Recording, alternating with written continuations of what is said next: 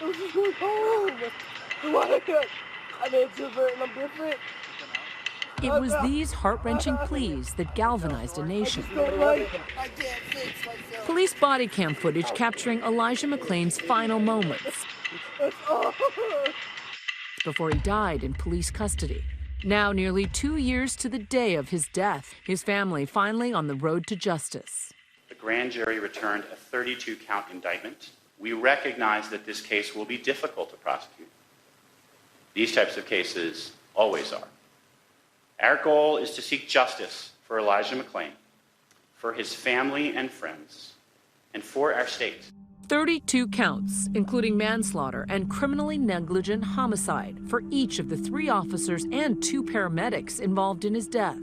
Arrest warrants issued for all 5 Wednesday morning. Law enforcement will be held accountable just like anybody else. No one is above the law. And so this serves as a message not just to law enforcement officers here in Colorado, but across the entire country, that they will be accountable. It's amazingly rare to see officers indicted on charges like this, because this isn't your typical gunshot wound or videotaped use of force incident. It's even more rare for paramedics to be charged. These kinds of charges evading so many others, brutalized at the hands of law enforcement, like Jacob Blake in Wisconsin, Walter Wallace Jr. in Philadelphia, Andrew Brown Jr. in North Carolina, Daniel Prude in Rochester, New York, Lindani Mayani in Hawaii, and countless others. No arrests, no charges. But for Elijah's parents, Shanine and Luane, satisfaction, still tinged with grief. I've been praying for 2 years. It's a prayer answered.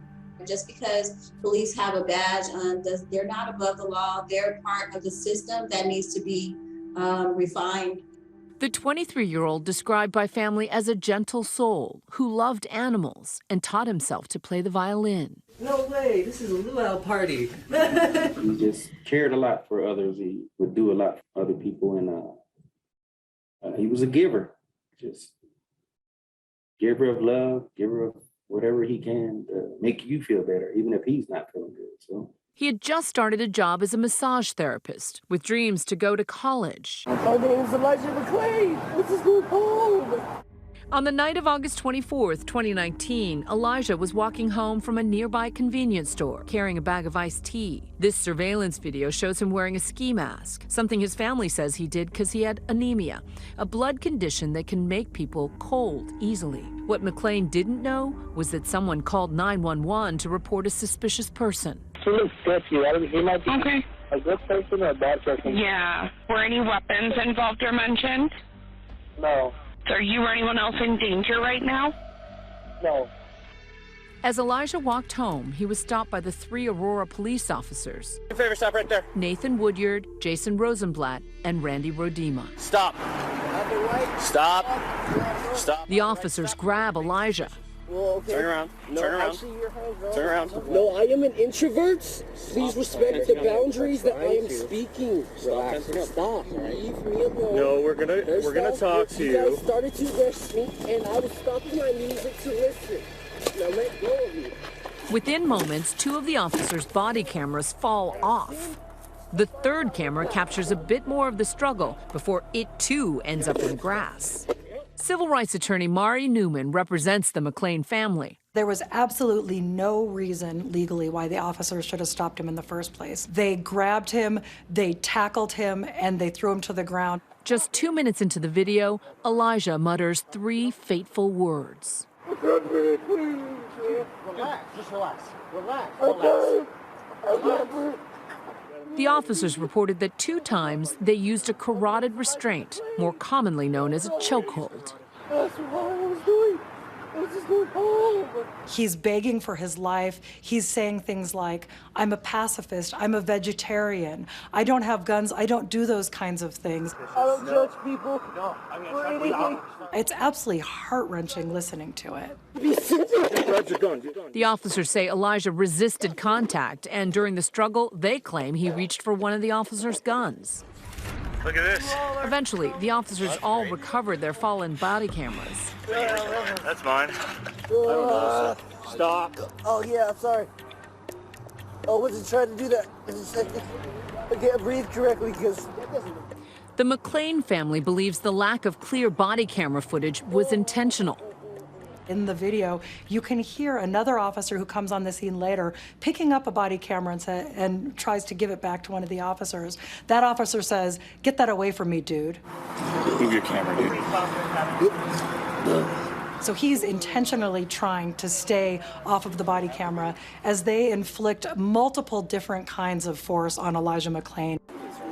The 140-pound Elijah was already in handcuffs. When the EMTs arrived, they dosed him with ketamine, a powerful sedative. After they loaded him into the ambulance, Elijah had a heart attack. He was rushed to the hospital and put on life support. His mother, Shanine, says these photos show Elijah's physical injuries. Eventually, doctors declared him brain dead, and 3 days later, he was eventually taken off life support. Bone of my bone, flesh of my flesh. That was a part of me. There's no way to put a Band-Aid on that. He's always gonna be gone. So there's no way. I can forgive, but I'm not gonna ever forget.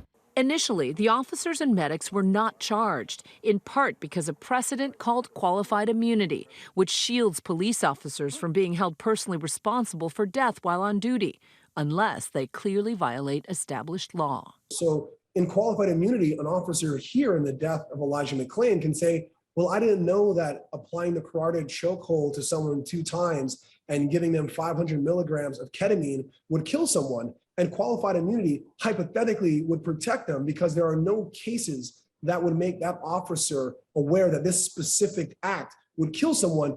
And the problem with qualified immunity, it has been overused in many instances, leaving many people without hope for justice. Using qualified immunity as a defense was prohibited in Colorado last year, the first state to do so. In response to today's 32-count indictment for Elijah's death, the Aurora Police Association said our officers did nothing wrong. Mr. McClain died due to a combination of exertion due to his decision to violently resist arrest and a pre-existing heart condition. There is no evidence that APD officers caused his death. One officer was fired earlier this year, but 2 remain on the force. Aurora Fire Rescue said they are committed to fully cooperating as the judicial process moves forward. While the case will now be fought in court, for Elijah's parents, the painful legacy from their son's death has a much bigger impact. Knowing that he touched a lot of lives and he saved a lot of lives, and so another parent doesn't have to go through this. He's done a lot. He's probably up there smiling. I know my son's life means more than I ever thought possible. And the fact that my family, my son, was called to bring light to the truth in this world is important to me. And it's definitely a mission that I have to carry on.